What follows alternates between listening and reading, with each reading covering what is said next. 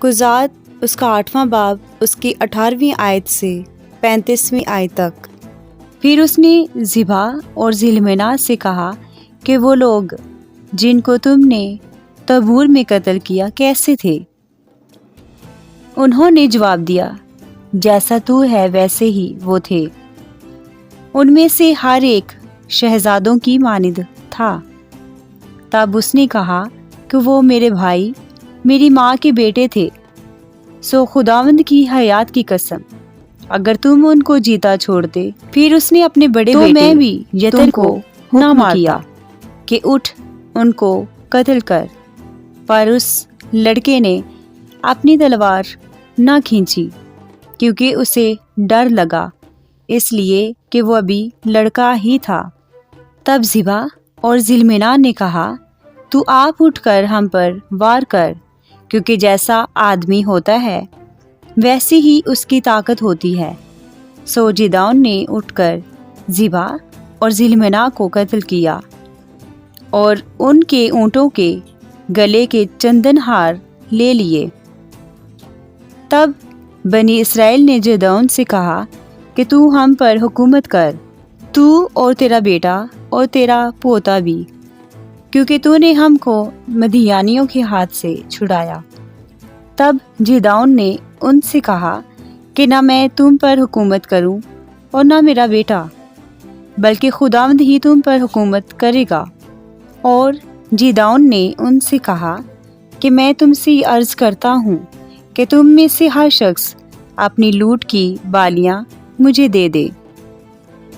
یہ لوگ اسماعیلی تھے، اس لیے ان کے پاس سونے کی بالیاں تھیں۔ انہوں نے جواب دیا کہ ہم ان کو بڑی خوشی سے دیں گے۔ پس انہوں نے ایک چادر بچھائی اور ہر ایک نے اپنی لوٹ کی بالیاں اس پر ڈال دیں۔ سو وہ سونے کی بالیاں جو اس نے مانگی تھیں وزن میں 1700 مسکال تھیں، علاوہ ان چندن ہاروں اور جھمکوں اور مدیانی بادشاہوں کی ارغوانی پوشاک کے جو وہ پہنے تھے، اور ان زنجیروں کے جو ان کے اونٹوں کے گلے میں پڑی تھی۔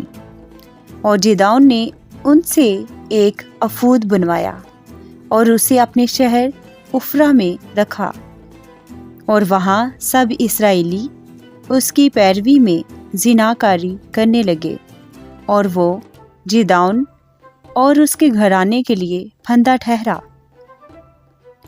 یوں مدیانی بنی اسرائیل کے آگے مغلوب ہوئے، اور انہوں نے پھر کبھی سر نہ اٹھایا، اور جدعون کے دنوں میں 40 برس تک اس ملک میں امن رہا۔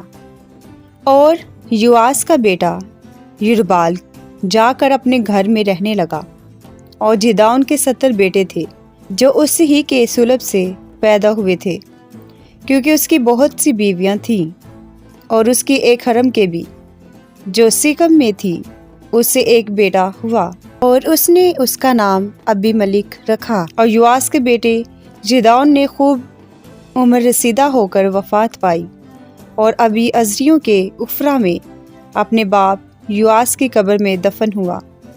اور جدعون کے مرتے ہی بنی اسرائیل برگشتہ ہو کر بالیم کی پیروی میں زناکاری کرنے لگے، اور بال برید کو اپنا معبود بنا لیا۔